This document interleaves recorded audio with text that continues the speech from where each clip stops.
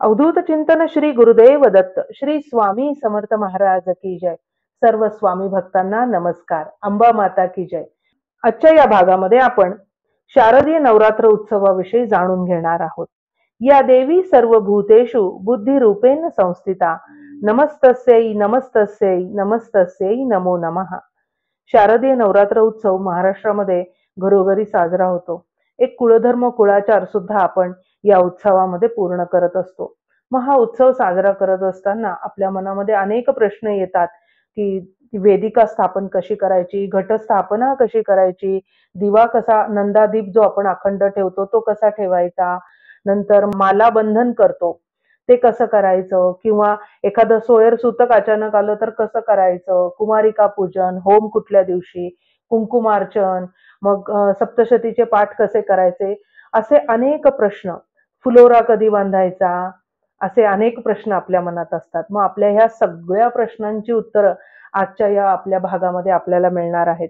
आणि काय झालं, मी गुरुवाणी पुष्प 18 माझ्याकडे आहे बरं का, आणि श्री दत्त देवस्थान ट्रस्ट अहिल्यानगर यांनी हे प्रकाशित केलेलं आहे. आणि या पुस्तकामध्ये परमपूज्य रामकृष्ण सरस्वती क्षीरसागर स्वामी महाराजांच्या मुखातनं जो अमृतवाणी जी स्त्रवली, जे त्यांनी बोध केलेला आहे सगळ्या साधकांना, की कुठला उत्सव कसा साजरा करावा, कुठले सण कसे साजरे करावे, याविषयी जे अमूल्य मार्गदर्शन केलेलं आहे, ते अमूल्य मार्गदर्शन आपल्याला गुरुवाणीमध्ये आपल्याला सगळ्यांना वाचायला मिळतं. आणि मग ह्या सगळ्या प्रश्नांची उत्तरं गुरुवाणी पुष्प 18 मध्ये आपल्याला मिळतात. तर आता आपण आजच्या या भागामध्ये या सगळ्या प्रश्नांची उत्तरं आपल्याला मिळणार आहे. तेव्हा आपला हा जो भाग आहे आपण शेवटपर्यंत ऐकायचा आहे आणि आपल्या नक्की शंकांचं निरसन होणार आहे. आणि जर का शंकांचं निरसन झालं किंवा अजून काही शंका असतील तर आपण आम्हाला कमेंट्समध्ये जरूर कळवायचं आहे. आई भगवती कशी आहे? शक्ती स्वरूपिणी आहे. ब्रह्मा, विष्णू आणि महेश या तिघांच्या ठिकाणी असलेली मूळ शक्ती एकत्र येऊन आई जगदंबेचं स्वरूप आदिशक्तीचं रूप निर्माण झालेलं आहे. प्रत्यक्ष भगवंतालाही शक्तीची गरज पडते. त्यांनाही आपलं कार्य तिच्याशिवाय करता येत नाही. जगाच्या उत्पत्ती, स्थिती आणि लय हे ब्रह्मा, विष्णू, महेश यांचं कार्य मानलं जातं. मग ह्या कार्यासाठी रजोगुण, सत्वगुण आणि तमोगुण हे तिन्ही गुण लागतात बरं का. मग हे तिन्ही गुण देवी शक्ती भगवतीकडून भगवंत मिळवतात. त्यामुळे हे कार्य घडून येतं. मग ह्या सगळ्या देवता आदिशक्तीच्या अधीन राहून हे कार्य त्यांना करावं लागतं. आदिशक्ती भगवंताच्या वेगवेगळ्या अवतारामध्ये वेगवेगळी रूप धारण करून आलेली आहे. कधी ती सीता होते, कधी पार्वती होते, कधी लक्ष्मी होते, कधी सरस्वती होते, कधी मातेच्या स्वरूपामध्ये तर कधी शक्तीच्या स्वरूपामध्ये ती प्रगट होते आणि कार्य पूर्णत्वास नेते. जेव्हा जेव्हा दैत्यरूपी दुष्ट शक्ती जगामध्ये विध्वंस करतात, उच्छाद मांडण्याचा प्रयत्न करतात, तेव्हा तेव्हा महाविष्णू, महादेव यांनी शक्ती रूपामध्ये या पृथ्वी तलावर अवतार घेतलेला आहे आणि दुष्ट शक्तीचा नायनाट केलेला आहे. गुरुस्वरूप आणि आदिशक्ती जगदंबा हे एकच रूप आहे बरं.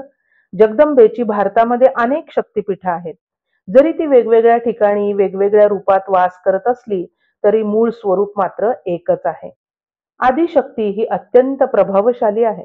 तिने महाबलाढ्य आणि दैत्य शक्तीचं हरण केलेलं आहे आणि देवतांना सहाय्य केलं आहे. यामध्ये शुंभ, निशुंभ, महिषासूर असे अतिबलाढ्य दैत्य होते. त्यापैकी महिषासुराशी देवीनं 9 दिवस 9 रात्र लढा दिला. त्यामुळे शारदीय नवरात्राला जास्त महत्व आहे. भगवतीनं महाकाली, महालक्ष्मी, महासरस्वती अशी रूप धारण केली आणि महिषासुराशी घनघोर असं युद्ध केलं आणि मग विजयादशमीच्या दिवशी विजय मिळवला. तोच तो दसरा.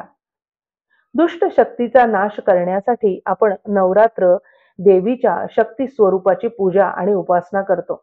महालक्ष्मी, महासरस्वती, महाकाली ही एकाच शक्तीची 3 रूपं आहेत बरं. महाराष्ट्रात देवीची 3.5 शक्तिपीठं आहेत.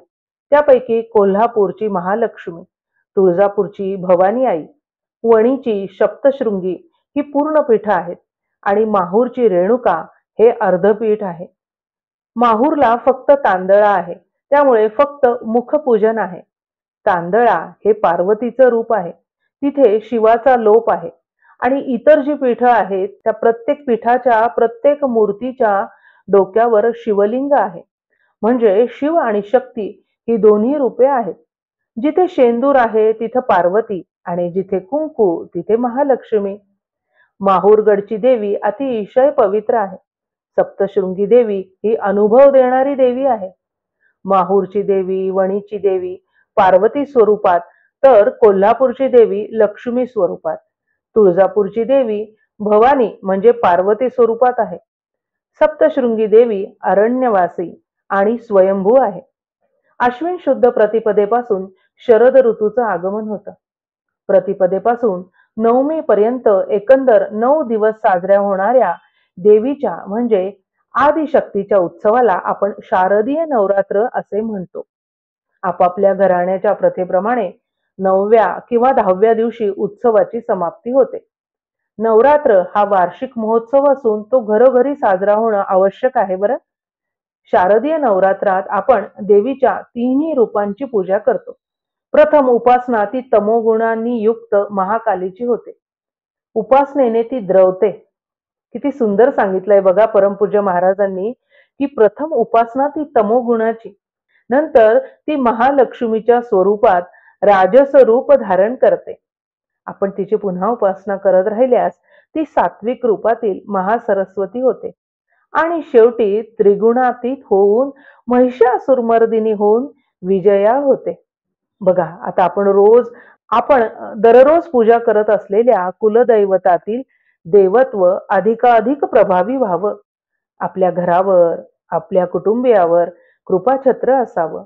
विघातक शक्तींपासून आपल्या कुटुंबाला तिचं संरक्षण मिळावं या हेतूनं शास्त्रात नवरात्राचं व्रत सांगितलं आहे.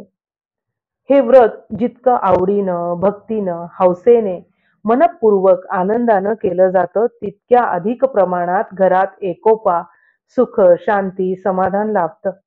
नवरात्र महोत्सव हा देवीचा म्हणजेच शक्ती उपासनेचा असल्याने अत्यंत महत्वाचा कुलधर्म आहे, जो सगळ्यांकडे पाळला जाणं अत्यंत गरजेचं आहे. फार महत्वाचं महाराजांनी या ठिकाणी सांगितलेलं आहे, की एकत्र कुटुंबात राहणाऱ्यांनी किंवा कुलधर्म कुलाचार सर्व सहमतीने साह्याने करणाऱ्या कुटुंबाने एकत्र कुलाचार केला तरी चालतो. पण जे कुटुंबातून विभक्त झाले आहेत आणि ज्यांच्या घरात अन्न वेगळं शिजवलं जातं, अशा प्रत्येकानं आपापले देव वेगळे स्थापित केले पाहिजे. कुलधर्मही वेगळा केला पाहिजे. आमच्या मोठ्या भावाकडे सर्व कुलधर्म सोपवले आहेत असे म्हणून मोकळे होऊ नये. तुमचा स्वयंपाक, मिळकत, व्यवहार सगळं वेगळं असताना कुलधर्म दुसरीकडे सोपवणं योग्य नाही. आपली कुलदैवत आपणच सांभाळली पाहिजेत. घरात कुलधर्माचा संस्कार होत राहिल्यानं मुलांच्या मनातही चांगली स्मृती तयार होते. त्यामुळे हा संस्कार सांभाळलाच पाहिजे. आणि असं म्हणतात की जेव्हा आपल्यावरती कुलदेवीची कृपा होते त्याच वेळेला त्या इतर देवी देवतांची कृपा व्हायला सुरुवात होते. सद्गुरू प्राप्ती आपल्याला होते. म्हणजे सगळ्यात महत्वाची कुलदेवीची उपासना आहे आणि त्यासाठी नवरात्र, शारदीय नवरात्र हा अत्यंत महत्वाचा कालखंड आहे. शारदीय नवरात्र उत्सवाची वेदिका पूजा, उपवास, वरुण पूजा, देवता स्थापना, मालावंधन आणि अखंड दीप प्रज्वलन अशी विविध अंग महत्वाची आहेत. आता आपण या ठिकाणी परमपूज्य महाराजांनी काय मार्गदर्शन दिलेलं आहे वेदिका पूजेविषयी ते बघूयात आता. वेदिका म्हणजे छोटंसं शेत. शेतातील काळी माती आणून त्यातील कचरा काढून पत्रावळीवर त्या मातीचा विधभर लांबी रुंदीचा योग्य त्या उंचीचा सपाट ढीग करावा आणि हाताच्या बोटांनी उभ्या आडव्या नांगरणी केल्यासारख्या रेषा माराव्या. म्हणजे जे शेत आपण तयार केलेलं आहे त्याची आता आपण पूजा करणार आहोत. हळद, कुंकू, फुलं वाहून आपण त्या वेदिकाये नमः असं म्हणून वेदिकेची पूजा करायची. त्यानंतर हळदीमध्ये रंगवलेली 7 धान्ये, सप्त धान्योभ्यो नमः असं म्हणून वेदिकेवर आपण ती पेरायची आहेत. आणि मग ही धान्य पेरल्यानंतर पर्जन्याय नमः असं म्हणून धान्यांवरती आपल्याला काय करायचंय, यानंतर पाणी शिंपडायचं आहे. नंतर त्यावरती वरुण देवतेची स्थापना करायची, म्हणजे घटाची स्थापना करायची आहे. त्याकरता तांब्याचा किंवा मातीचा कलश ठेवावा. काही ठिकाणी तांब्याचा ठेवतात, काही ठिकाणी मातीचा ठेवतात, काही ठिकाणी चांदीचा, काही ठिकाणी सोन्याचा. मग आपण काय करायचं आहे, आपल्या परंपरेनुसार वरुणाची स्थापना करून त्याच्यावरती नारळ ठेवायचा आहे. आणि काही जण काय करतात, ताम्हण ठेवतात. त्याच्यामध्ये ताम्हण ठेवून त्याच्यात अक्षत घालतात आणि उपास्य देवतेची स्थापना त्यामध्ये करतात.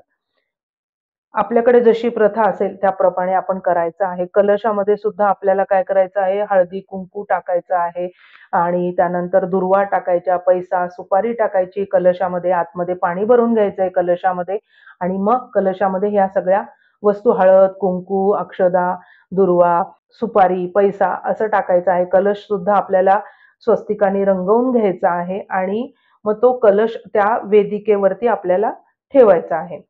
वरुण कलशाची आपण पूजा करणार आहोत. नंतर त्यामध्ये काय करायचं आहे, काही जणांकडे ताम्हण ठेवतात, जशी पद्धत आपल्याकडे असेल. अक्षता घालून उपास्य देवतेची आपण काय करायची आहे, स्थापना करायची. स्थापना करण्यापूर्वी खाली अक्षत ठेवायचे आहेत आणि वरुण कलशाची आपण पूजा करायची आहे. त्यानंतर टाक किंवा मूर्ती तांदळा यापैकी देवी ज्या स्वरूपात असेल आपल्याकडे त्याची आपण स्थापना करायची आहे. स्थापना करताना काय करायचं, विड्याची 2 पानं घ्यायची, ती एकावर एक अशी ठेवून घ्यायची आणि मग त्याच्यावरती काय करायचं, कुंकवानी अष्टदल कमल काढायचं. मग अष्टदल कमल जर आपल्याला कमळ काढता येत नसेल तर आपण त्या ठिकाणी स्वस्तिक काढायचं आहे कुंकवाने आणि मग काय करायचं आहे, त्याच्यावर देवीचा टाक किंवा मूर्ती जी असेल आपली ती ठेवायची आहे आणि विड्याच्या पानांचं देठ हे देवाकडे ठेवायचंय. नेहमी लक्षात ठेवायचं की कुठलंही फळ आपण ज्या वेळेला परमेश्वराला अर्पण करतो, फळ फूल पान, त्यावेळेला त्याचं देठ देवाकडे पाहिजे.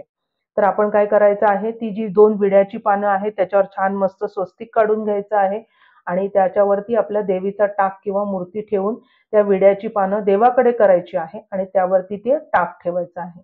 9 दिवस आपण काय करायचं आहे, षोडशोपचारे पूजा करायची आहे. देवीची प्रतिमा जागेवरून 9 दिवस आपण हलवू द्यायची नाहीये. फुलानेच काय करायचं, हलकसं पाणी शिंपडायचं आणि मग हे सगळे उपचार म्हणजे पुष्पम फलम नंतर नैवेद्य किंवा धूप दीप हे जे सगळं आहे ते आपण करायचं आहे आणि गंध शिंपडणं पाणी शिंपडणं हे सगळं आपण फुलानेच करायचं आहे. देवी काही जागची हलवायची नाहीये. आणि मग मात्र काय करायचंय, फुलं रोज बदलायची आहे. देवीला किंवा त्या टाकावरती आपण जी फुलं अर्पण करणार आहोत ती रोज बदलायची आहे. सुकून गेलेली कडक फुलं देवीला टोचतात म्हणून ती रोजच्या रोज काढून आपण ताजी फुलं व्हायची आहेत. आपल्याला काय करायचं आहे, सगळ्यात महत्वाचं म्हणजे सकाळ संध्याकाळ आरती करायची आहे. रोज नैवेद्यासाठी गोड पदार्थ करायचा आहे. देवीची स्तोत्र म्हणायची आहे, आरती करायची आहे, जोगवा म्हणायचा आहे. श्री ललिता सहस्त्रनाम आहे, सौंदर्य लहरी आहे, देवी अथर्वशीर्ष आहे, अशी अनेक स्तोत्र आहे. देवी कवच आहे, देवी कवच किलक अर्गला आहे. अशा स्तोत्रांचं आपण पठण करायचं आहे. आणि काय होतं, अशा उत्सवाच्या वातावरणामुळे आपल्या मनामध्ये चांगल्या भावना येतात, एक सकारात्मकता घरामध्ये नांदायला लागते. सगळीकडे आनंदी उत्साहाचं वातावरण असतं आणि सतत देवीचं स्मरण स्तवन केल्याने एक प्रकारची, देवी म्हणजे काय शेवटी शक्तीच आहे ना, मग आपल्याला एक वेगळी स्फूर्ती येते, एक चैतन्य जे आहे ना आपल्या शरीरातलं ते असं उद्दीपित झाल्यासारखं वाटायला लागतं, जाणीव व्हायला लागते आपल्याला, एक प्रसन्नता सगळीकडे निर्माण होते. आणि कसं आहे, प्रत्येक स्तोत्राचं एक वेगळं वैशिष्ट्य, ते आता आपण पुढे बघणारच आहोत. यानंतर आता आपण हे करायचं आहे, अखंड दीप प्रज्वलन आपण या 9 दिवसामध्ये ठेवतो. मग ह्या दीप प्रज्वलनाचं महात्म्य खूप महत्वाचं आहे, कारण की आपल्या हिंदू संस्कृतीमध्ये कुठलीही पूजा अग्नीच्या साक्षीने होते आणि अग्निदेवता काय करतो, आपल्या प्रत्येक कार्याची साक्ष त्या परमेश्वराजवळ देत असतो. त्यामुळे आपण प्रत्येक कृती ही अग्नीच्या साक्षीने करतो. मग या 9 दिवसाच्या कालखंडामध्ये अखंड दीप प्रज्वलनाला फार महत्व आहे. जो आपल्या दिवा ज्याच्यामध्ये भरपूर तेल मावू शकेल, काही ठिकाणी तेल तुपाचे दोन्ही दिवे ठेवतात, तेला तुपाच्या समया ठेवतात, जशी आपल्याकडे प्रथा असेल त्याप्रमाणे छान मस्त घासून पुसून स्वच्छ दिवा तो घ्यायचा. शक्यतो पितळी दिवा घ्यावा, मोठा दिवा घ्यावा, ज्यांच्याकडे चांदीचा असेल तोही घेतला तरी चालणार आहे. स्वच्छ घासून पुसून घ्यावं, लांब वात तयार करून घ्यायची मस्तपैकी आणि नंतर त्या दिव्याचं सुद्धा आपल्याला गंध फूल त्याला अक्षत वाहून त्याला वस्त्रमाळ अर्पण करून दिव्याची सुद्धा आपल्याला हे करायची, म्हणजे प्राणप्रतिष्ठाच करायची आहे. जाड धातूची समई घ्यायची किंवा नंदादीप एक प्रकार असतो, तो असेल तर तो आपण लावायचा आहे. त्याला वस्त्रमाळ अर्पण करायची आहे आणि मग काय होतं की त्याच्यावर वाऱ्याने विझवू नये म्हणून आपण कंदिलाची काच वगैरे सुद्धा आपण त्याच्यावरती ठेवू शकतो. आणि दिव्याची आपण प्रार्थना करायची आहे. दीप देवताभ्यो नमः म्हणायचं आणि दिव्याची प्रार्थना करायची. आणि शुभं करोती कल्याणम आरोग्यम धनसंपदा म्हटलं तरी सुद्धा चालणार आहे. आणि दिव्याची पूजा केल्यानंतर आपण काय करायचं आहे, दिवा म्हणजे तेजाची पूजा आहे आणि त्या तेजाची पूजा फार महत्वाची आहे. भगवंतासमोर तेजाची पूजा केल्याने आपल्या हृदयातील तेजोभाव जागृत होतात असं महाराज या ठिकाणी सांगतायत. अहो तेजानेच तेजाची पूजा करावी अशी संकल्पना त्या मागे आहे. दीप आता बघा बऱ्याचदा काय होतं, आता आपल्याला 9 दिवस दीप ठेवायचा आहे, अखंड लावून ठेवायचा आहे. मग बऱ्याचदा मनामध्ये आपल्याला काळजी लागून राहते, दिवा शांत झाला तर, वारं आलं तर, काही झालं तर, अशा काजळी धरली तर. मग महाराजांनी याचं उत्तर फार सुंदर या ठिकाणी सांगून ठेवलेलं आहे, की आपण काय करायचं आहे, की जर चुकून दीप शांत झाला, काजळी आल्यामुळे, तेल संपल्यामुळे, आधी घेतानाच मोठा दिवा घ्यायचा छान. त्यामुळे तेल वारंवार तेल एकदा सकाळी तेल घातलं की संध्याकाळच्या आरतीच्या वेळेलाच पुन्हा तेल घालायची वेळ आली पाहिजे. म्हणजे सारखं सारखं त्या देवापाशी पण जायची गरज नाही आपल्याला. म्हणजे काय होतं की आपण इतर कामामध्ये व्यस्त होतो, मग ती सुचिरभूतता पण पाळल्या जात नाही. म्हणून मग एक मोठाच दिवा घ्यायचा. आणि मग महाराज या ठिकाणी काय सांगतायत की काळजी करण्याचं कारण नाही. दिवा जर का समजा चुकून शांत झाला तर तो आपण पुन्हा लावायचा. आणि सगळं व्यवस्थित असताना दिवा शांत झाला तर काय समजा आता वारही नाहीये, नंतर म्हणजे कुठलीच सगळी व्यवस्था, तेलही आहे, काजळी नाही, आणि आणि मग जर समजा दिवा शांत झाला बरं का, तर त्यावेळेला महाराज या ठिकाणी काय सांगतात की कुलदेवतेची आपण प्रार्थना करायची, क्षमा याचना करायची आणि मग काय करायचं, आपल्या कुलदेवतेचा जप करायचा. आणि बऱ्याच ठिकाणी काय केलं जातं, 2 समया ठेवल्या जातात. म्हणजे एक जर शांत झाली तर दुसरी. आणि अजून एक या ठिकाणी आपण काय करू शकतो, आता जो आपण दीप लावणार आहोत तो दिवा तो आता आपल्याला त्याची काजळी काढायची किंवा तेल घालायचं, तर एक छोटासा दिवा दुसरा एक लावून ठेवायचा. 2 समयांची आपण योजना करायची. म्हणजे एखादा दीप जरी शांत झाला तरी दुसरा दीप तिथं तेवत राहतो आणि दिव्याचे जे अखंडत्व आहे ते टिकून राहतं. आता या काळामध्ये अनेक स्तोत्र आपल्याला म्हणता येतात. तर श्री ललिता सहस्त्रनाम स्तोत्र, खूप जणांची इच्छा असते की आपल्याला श्री ललिता सहस्त्रनाम स्तोत्र चे पाठ आपल्याला करावेत किंवा आपण ते स्तोत्र म्हणावं, खूप जणांची इच्छा असते. महाराज या ठिकाणी सांगतात की वेदातील सत्याला उजागर करते. हे जे ललिता सहस्त्रनाम आहे, वेदामध्ये जे सांगितलेलं सत्य आहे त्याला हे उजागर करते. परादेवता म्हणजे आपल्याकडे 4 वाणी आहेत, वैखरी, मध्यमा, पश्यंती आणि परा. तर ह्या परादेवतेचे सगुण वर्णन हे ललिता सहस्त्रनाम करते. पूजेचे मार्ग दाखवते आणि तिच्या कृपा प्रसादाची पद्धत स्पष्ट करते. ललिता सहस्त्रनामाच्या पठनाने तिच्या भक्तांच्या सर्व इच्छा पुरवल्या जातात. तिचे नाम हे कल्पवृक्षाप्रमाणे आहे, सगळ्या इच्छा पूर्ण करणारं आहे, सगळ्या मनोकामना पूर्ण करणारं असं श्री ललिता सहस्त्रनाम आहे. आता बघा, पुरुषांनी जर श्री ललिता सहस्त्रनाम पठण करायचं असेल तर त्यांनी काय करायचं, त्यातील ओंकाराचा उच्चार करावा. आणि स्त्रियांनी जर ललिता सहस्त्रनाम म्हणायचं असेल तर ओंकाराचा उच्चार न करता पठण करावं असं परमपूज्य महाराज या ठिकाणी सांगतात. आता आपण बघणार आहोत श्री दुर्गा सप्तशती. दुर्गा सप्तशतीमध्ये देवीच्या स्तुतीपर अनेक श्लोक आहेत. त्याद्वारे भगवतीला आळवलेलं आहे. विश्वाचं कल्याण करणारी, कल्याण रूपिणी, भौतिक सुखाचा वर्षाव करणारी नारायणी, मोक्ष प्राप्त करून देणारी, निर्वाण सुखदायिनी, ज्ञानामृत पाजणारी, त्रिनेत्री, अशा अनेक नावांनी देवीची स्तुती यामध्ये केलेली आहे. देवीची सतत स्तुती केल्याने प्रज्ञा जागृती होते. नवरात्रात दररोज विशिष्ट संख्येने सप्तशतीचे पाठ करावेत. हे पाठ पूजकाने स्वतः किंवा उपाध्यायाकडून करून घ्यावेत. यामध्ये देवीची भरपूर स्तुती आहे की भगवती तू इतकी दयाळू आहेस की तुझ्या नुसत्या स्मरणानं भक्तांचे भय नाहीसे होते. भक्ताने तुझे स्मरण केल्यास तू त्याला विद्येचे दान देतेस. तू भक्ताचे दारिद्र्य दुःख नाहीसे करतेस. अशा स्तुतीपर पाठाचे पठण केल्याने किंवा करून घेतल्याने देवी कुळाचे कल्याणच करते. आता बऱ्याच जणांना या ठिकाणी प्रश्न आहे की दुर्गा सप्तशतीचे पाठ आपल्याला ते संस्कृत मधनं आहेत, आपण कसे करायचे. बऱ्याच जणांना प्रश्न पडतो, संस्कृत आम्हाला वाचता येत नाही किंवा आम्ही कोणाकडनं संथा घेतलेली नाहीये. आणि कसं असतं, बऱ्याच ही जी स्तोत्र आहे त्याला किलक असतं. मग ते किलक जे आहे, ते जोपर्यंत त्याचं किलक निघत नाही, तोपर्यंत त्या स्तोत्र पठणाचा आपल्याला लाभ होत नाही. त्यामुळे कोणीतरी अधिकारी व्यक्तीने आपल्याला सांगायला लागतं, की हे स्तोत्र तुम्ही म्हणा किंवा त्या स्तोत्राची तुम्ही संथा घेतलेली असेल, तुमच्या सद्गुरूंनी तुम्हाला त्याचं पठण करायला सांगितलं असेल, तर त्याचं विशेष फळ आपल्याला मिळतं. आता यानंतर आपण दुसऱ्या स्तोत्राकडे वळणार आहोत, ते म्हणजे सौंदर्य लहरी. सौंदर्य लहरी हे शक्ती स्वरूप ज्ञानावर आद्य शंकराचार्यांनी रचलेलं स्तोत्र आहे. या स्तोत्राच्या लहरींचे श्लोक पापापासून मुक्त करतात. जसं समुद्रावरती लाटा येतात आणि त्या एक एक लाटा येत राहतात, तशा या लहरी आहेत. बघा काय होतं, आपल्या शरीरामध्ये सुद्धा पाणी आहे आणि मग ज्या वेळेला आपण ह्या सौंदर्य लहरीचे पाठ करायला लागतो, त्यामुळे ते तरंग उठायला लागतात आणि आपल्या शरीरामध्ये जिथे जिथे कुठे ब्लॉकेजेस आहेत, अडथळे आहेत, ते सगळे अडथळे दूर व्हायला लागतात. इतकं परिणाम करणारं अतिशय सुंदर असं हे सौंदर्य लहरी स्तोत्र आहे. हे भक्तियुक्त अंतःकरणानं आपण जर म्हटलं, आणि असंही बरेच जण सौंदर्य लहरी स्तोत्र म्हणत कुंकुमार्चन पण करतात. देवीच्या उपासनेसाठी या श्लोकाचं पठण करणं अतिशय आनंददायक आहे. आणि हे म्हणत असताना जसं मी म्हटलं लहरी, तर आपल्या शरीरात जे 70% पाणी, त्यामध्ये जे तरंग उठतात आणि तो जो आनंद आहे, तो अवर्णनीय असा अनुभव प्रत्येकानेच स्वतः म्हणावा आणि घ्यावा, असं हे स्तोत्र आहे. हे जे स्तोत्र आहे, घरीच आपण मोठ्या आवाजात म्हटलं पाहिजे आणि किंवा सगळ्यांनी एकत्र बसून म्हटलं तर वाह! फारच चांगला परिणाम होणार बरं. पूर्वी देवालयामध्ये असे पहाटे श्लोक म्हटले जायचे. यातून सर्वांच्या कल्याणाची इच्छाच आपण केली पाहिजे.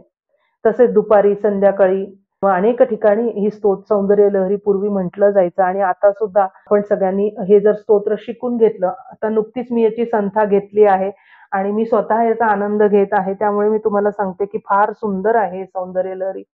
आद्य शंकराचार्यांनी आपल्याला दिलेलं म्हणजे सगळ्या वेदांताचं सार, ललिता सहस्त्रनामांचं सुद्धा सार या ठिकाणी आलेलं. योगशास्त्र, लक्ष्मी, सरस्वती सगळं यामध्ये आलेलं आहे. फार सुंदर असं आहे. त्यानंतर श्री सुक्त सेवा. अनेक ठिकाणी श्री सुक्ताचे पाठ केले जातात. परमपूज्य रामकृष्ण सरस्वती क्षीरसागर महाराज या ठिकाणी सांगतात, की श्री सुक्ताची आवर्तनं आपण उपाध्यायांकडून करून घ्यावीत. कारण की ते ऋग्वेदामधलं हे सुक्त आहे. पुन्हा या ठिकाणी श्री सुक्ताविषयी जर का आपल्याला संथा मिळालेली असेल, कारण की हे वेदोक्त आहे, संथा मिळालेली असेल तरच आपण याचे पाठ करावे. मालाबंधन. नवरात्रामध्ये देवीसाठी रोज मालाबंधन करायचं असतं. पहिल्या दिवशी विड्याच्या पानांची माळ बांधावी. नंतर प्रत्येक दिवशी तिच्या रूपाप्रमाणे मालाबंधन करावं. महाकाली, महालक्ष्मी आणि महासरस्वती अशी तिची नाना रूपे, त्याप्रमाणे तिची नावं पण आहेत. आता पहिल्या दिवशी आपण विड्याच्या पानांची माळ बांधणार आहोत. मग नंतर काय करायचंय, दुसऱ्या आणि तिसऱ्या दिवशी रक्तवर्णी म्हणजे लाल रंगांच्या फुलांची माळ बांधायची आहे. चौथ्या दिवशी झेंडू, सोनचाफा, बेलपत्र, शेवंती, तुळशीच्या मंजिऱ्या, नंतर पांढरी सुवासिक फुले अशा पद्धतीने आपण मालाबंधन करायचं. म्हणजे सुरुवातीला विड्याची पानं, नंतर लाल रंगाची फुलं, त्यानंतर पिवळ्या रंगाची फुलं आणि त्यानंतर पांढऱ्या रंगाची फुलं. आणि जर का समजा आपल्या परिसरामध्ये काही ठिकाणी तिळाच्या फुलांची सुद्धा मालाबंधन असते. मग आपल्या भागामध्ये, आपल्या परिसरामध्ये जी काही फुलं आपल्याला उपलब्ध होत असतील, त्या पद्धतीने सुद्धा आपण मालाबंधन केलं तरी चालणार आहे. त्यानंतर महत्वाचं येतं ते फुलोरा. नवरात्रामध्ये हा एक महत्वाचा भाग आहे. देवीला फुलोरा करण्याची पद्धत आहे. यामध्ये काय केलं जातं, करंज्या, कडाकण्या, कडकपुऱ्या, साटोऱ्या, त्या त्या कुटुंबातील प्रथेप्रमाणे आपण हा फुलोरा बांधायचा आहे. काही ठिकाणी तृतीयेला फुलोरा बांधतात, पंचमीला, काही ठिकाणी सप्तमीला, तर काही ठिकाणी अष्टमी. जशी आपल्याकडे पद्धत आहे त्याप्रमाणे आपण हा फुलोरा करायचा आहे. या दिवशी देवघरामध्ये मंडपी ठेवून हा फुलोरा बांधला जातो. पूजा करताना आपण यथा देहे तथा देवे हा भान ठेवून पूजा करायची आहे. फुलोरा बांधण्याचं एक असं चौकोनी छताला बांधून ठेवतात आणि ते एक म्हणजे साचाच येतो तो. पण महाराज या ठिकाणी सांगतात, की त्याला आपण फुलोरा बांधण्यापेक्षा आपण काय करायचं, एका कुंड्यामध्ये तो नैवेद्य ठेवायचा आहे आणि मग तो समर्पण भावनेने देवाला आपण जसं हे करतो, वस्तू अर्पण करतो, देव नैवेद्य स्वीकारतो. आपण जेव्हा देवाला अर्पण करतो, देव स्वीकारतो आणि अर्पण करणाऱ्याचा भाव पाहून किती महत्वाचं महाराजांनी या ठिकाणी सांगितलेलं आहे की आपण जो फुलोरा आहे, बऱ्याच ठिकाणी काय केलं जातं, तो साचा येतो फुलोरा बांधण्याचा, ते हुक असतात त्याला चौकोनी, आणि मग त्याला ते पुऱ्या कडकण्या अडकवल्या जातात. किंवा काही ठिकाणी देवीची सगळी दागिने केले जातात, वेणी, नंतर तिचे जोडवी, नंतर त्या कंगवा, असं बरंच काय काय केलं जातं बऱ्याच ठिकाणी, आणि ते त्याला अडकवून ठेवतात. मग या ठिकाणी महाराजांनी आपल्याला असा उपदेश केलेला आहे की आपण हे सगळं, हा प्रकार खरकटच आहे, मग ते आपण तिथे, आणि काही ठिकाणी मग काय असतात उंदीर, झुरळ असे, मग ते त्या वासाने तिथपर्यंत पोहोचतात. मग हे सगळं बरोबर नाही. म्हणून मग महाराज या ठिकाणी काय सांगतात की तो आपण काय करायचं, एका कुंड्यामध्ये, एका मोठ्या टोपामध्ये किंवा एखाद्या डब्यामध्ये आपण ते सगळं देवीला अर्पण करायचं आहे. आणि देवी काय करते, हे सगळं स्वीकारते बरं का. आणि देवी काय करते, स्वीकारणाऱ्याचा भाव बघते. किती प्रेमाने तुम्ही त्या कडकण्या केलेल्या आहेत, किती प्रेमाने तुम्ही साटोऱ्या केलेल्या आहेत, हे देवी सगळं बघत असते. आणि तुम्ही ज्या प्रेमाने तिला अर्पण करता, त्या प्रेमानेच ती ते स्वीकारते, त्याचा ती वास घेते. हा फुलोरा देव काय हो, भगवंत ना, भावाचा भुकेला आणि वासाचा भुकेला आहे बरं. तो नुसता वास घेतो, आणि आपण त्याच्यासमोर तो अर्पण करायचा, आणि मग तो जेव्हा आपण अर्पण करतो नंतर त्याचं प्रसादामध्ये रूपांतर होत असतं. बाजारातनं आणलेले पेढे असतात, पण ज्या वेळेला आपण देवासमोर ते ठेवतो, ते पेढे जे आहेत ते प्रसादामध्ये त्याचं नंतर रूपांतर होत असतं. ते तुमचा भाव जो आहे ना, तुमचा भाव, तो भाव त्याचं रूपांतर ते करत असतो. मग हा फुलोऱ्याचा नैवेद्य दाखवल्यावर एका डब्यामध्ये आपण काय करायचं, तो नवरात्र उत्थापनापर्यंत झाकून ठेवायचा. म्हणजे आता आपण तो लटकवणार नाहीये त्या साच्याला. सीमोल्लंघनाच्या वेळी काय करायचं आहे, औक्षण करताना हा प्रसाद म्हणून फुलोरा देण्याची प्रथा आहे. मग अशा प्रकारे आपण 9 दिवस सेवा केल्यानंतर आपापल्या प्रथेनुसार बाकीच्या सेवा पण करायच्या. बाकी बऱ्याच ठिकाणी अजून काही काही प्रथा आहेत, त्या करायच्या आहेत. आणि यथाशक्ती जे काही आपल्याला शक्य असेल ते आपण करायचं आहे. अष्टमीला बऱ्याच ठिकाणी होम केला जातो, तो होम सुद्धा आपण काय करायचा आहे, तो म्हणजे जे जाणकार व्यक्ती आहेत, उपाध्यायांकडून तो होम करून घ्यायचा आहे. आता सगळ्यात महत्वाचा विधी केला जातो तो म्हणजे कुंकुमार्चन. देवीच्या अनेक सेवांपैकी सगळ्यात महत्वाची सेवा म्हणजे कुंकुमार्चन ही सेवा आहे. तर या ठिकाणी श्री दत्त देवस्थान नगर, अहिल्यानगर या ठिकाणी नवरात्राचे 9 दिवस या ठिकाणी काय केली जाते, कुंकुमार्चन सेवा श्रीयंत्रावर केली जाते. आपण सुद्धा त्या ठिकाणी, आम्ही डिस्क्रिप्शन बॉक्समध्ये तुम्हाला त्या ऑफिसचा फोन नंबर, दत्त देवस्थानच्या ऑफिसचा नंबर देऊ. आणि जर का आपल्याला त्या ठिकाणी श्रीयंत्रावरती कुंकुमार्चन सेवा घरी करणं शक्य नसेल, आणि दत्त देवस्थानमध्ये ही सेवा फार उत्तमरित्या केली जाते, आणि त्याचा प्रसाद आणि कुंकुमार्चनचं जे कुंकू आहे ते आपल्याला घरी पाठवलं जातं प्रसाद रूपाने. आता देवीच्या अनेक सेवांपैकी महत्वाची सेवा कुंकुमार्चन, म्हणजे 9 दिवस आपण कधी पण ही कुंकुमार्चन सेवा करू शकतो. म्हणजे पंचमीलाच केलं पाहिजे, षष्टीलाच केलं पाहिजे असं काही नाहीये. देवीला कुंकू अतिशय प्रिय आहे, आणि हे कुंकू कसं आहे, हळदीपासून बनवलेलं हवं, आणि प्युअर कुंकू आणायचं. बऱ्याचदा बघा ते कुंकू आपल्या हाताबोटाला पण लागतं, पण जे प्युअर हळदीपासून केलेलं असतं ते तसं लागत नाही, त्याचा डाग पडत नाही. हळद ही सुवर्णाचा गुणधर्म धारण करते, खूप महत्वाचं आहे. परमपूज्य महाराज या ठिकाणी काय सांगतात की हळद ही सुवर्णाचे गुणधर्म धारण करते. जे रजोगुणी आहे ते देवीला प्रिय आहे, आणि स्त्रीचं रूप मुळात अग्निस्वरूप आहे, त्यामुळे लाल रंग तिला प्रिय आहे. म्हणूनच कुंकुमार्चन सेवेने देवी प्रसन्न होते. कुठल्याही देवी स्वरूप मूर्तीला कुंकुमार्चन केलं तरी चालतं, आणि श्रीयंत्रावर सुद्धा आपण कुंकुमार्चन करू शकतो. त्यामुळे शक्तिदायिनी देवता प्रसन्न होते, आणि आपल्याला सामर्थ्य, सौभाग्य आणि ऐश्वर्य प्राप्त होतं. त्यामुळे नवरात्रीच्या 9 दिवसामध्ये आपण कुंकुमार्चन अवश्य करावं. त्यानंतर तांबूल दिला जातो. नवरात्रीमध्ये आणखीन एक उपचार पद्धत म्हणजे रजोगुणी त्रयोदशगुणी विडा देवीला अत्यंत प्रिय आहे, तो आपण देवीला द्यावा. त्यानंतर महत्वाची पूजा म्हणजे कुमारिका पूजन. पण ज्यांना आता तांबूल आहे, आपण आपल्याला उपवास असतात, देवीला उपवास नसतो, आपला उपवास असतो, तर मग आपण त्या ठिकाणी तांबूलाचं भक्षण आपण करायचं नाहीये, हे लक्षात घ्यायचं आहे. कुमारिका पूजन आता बघूयात आपण. नवरात्रामध्ये कुमारिका पूजन महत्वाचा विषय आहे.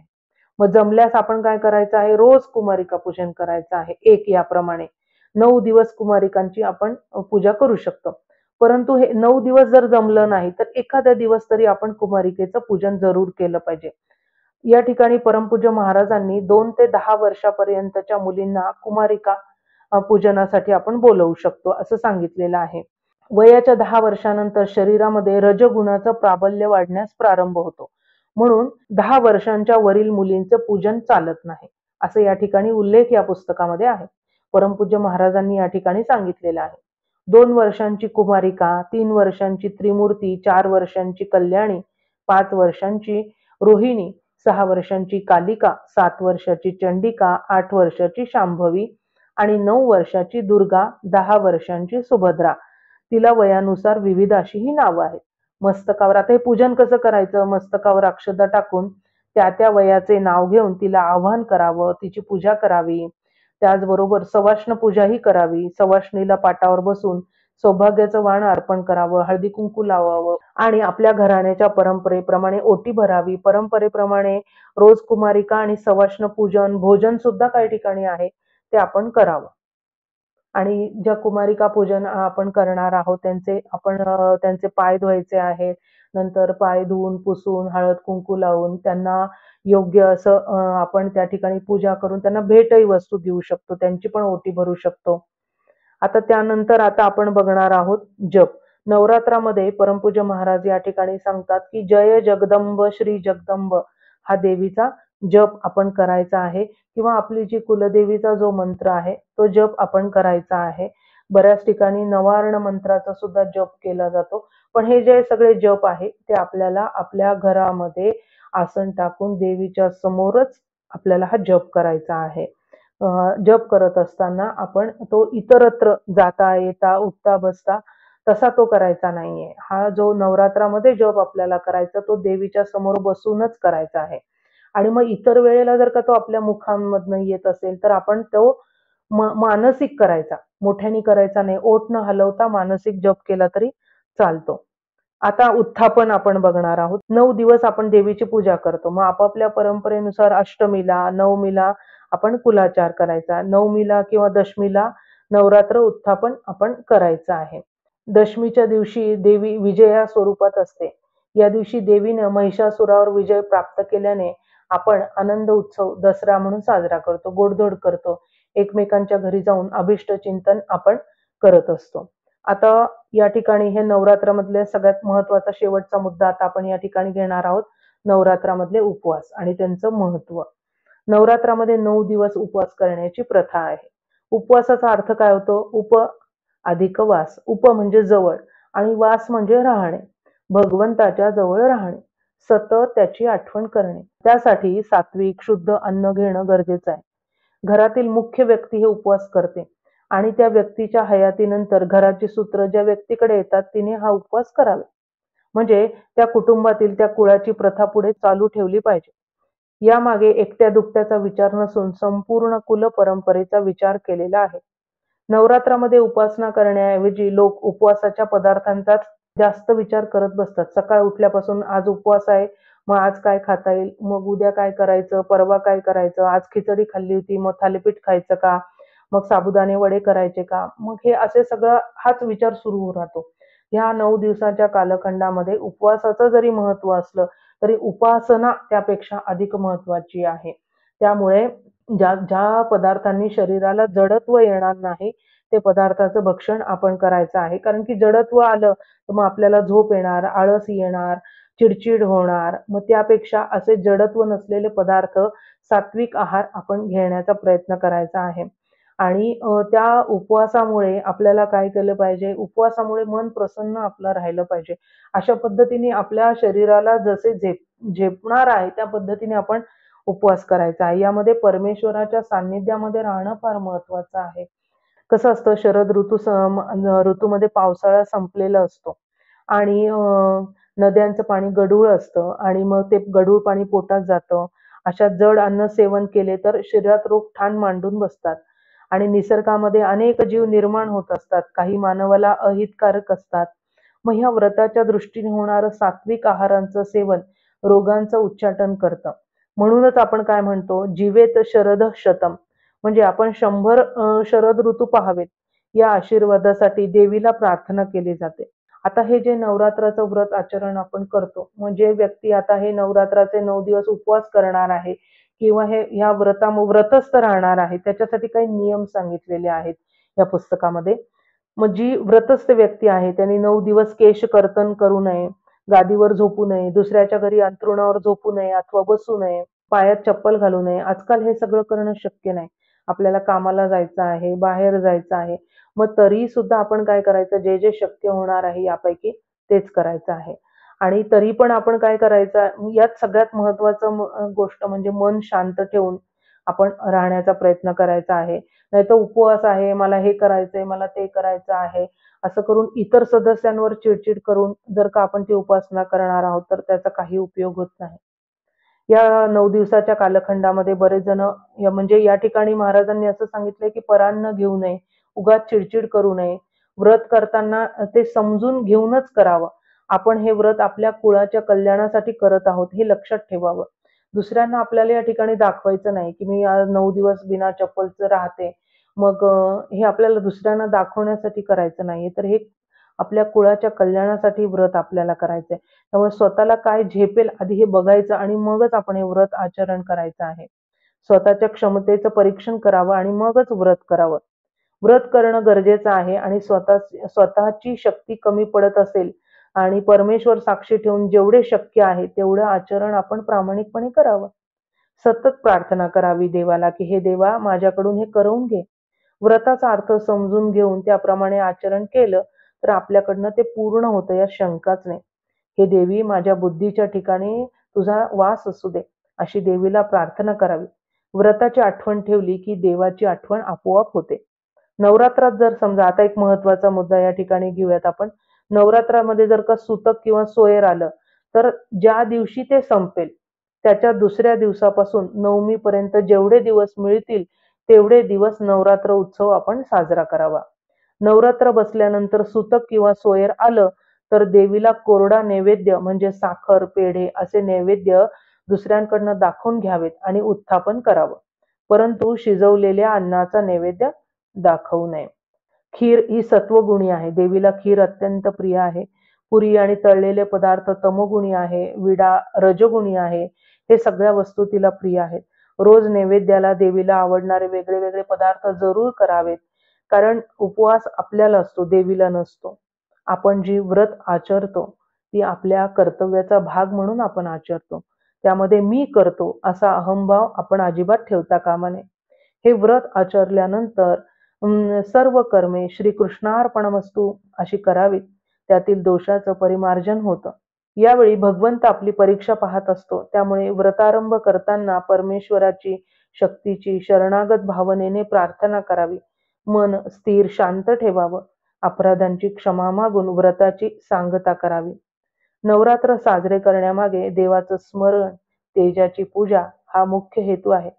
उत्सव साजरे करण्यामागे आपला उत्साह वाढावा, याखेरीज परमेश्वराप्रती कृतज्ञता भाव व्यक्त करावा हाच मुख्य उद्देश असतो. हा उत्सव समर्पण भावनेनं केल्यास घरामध्ये एक प्रकारचा वेगळाच आनंद निर्माण होतो. तेव्हा सगळ्यांना या शारदीय नवरात्र उत्सवाच्या खूप खूप शुभेच्छा. यामध्ये जे या परमपूज्य श्री रामकृष्ण सरस्वती क्षीरसागर स्वामी महाराजांनी जो उपदेश केलेला आहे गुरुवाणीमध्ये पुष्प 18 मध्ये, तो आपल्याला आपल्या समोर मांडण्याचा प्रयत्न केलेला आहे. श्री गुरुदेव दत्त. अंबा माता की जय.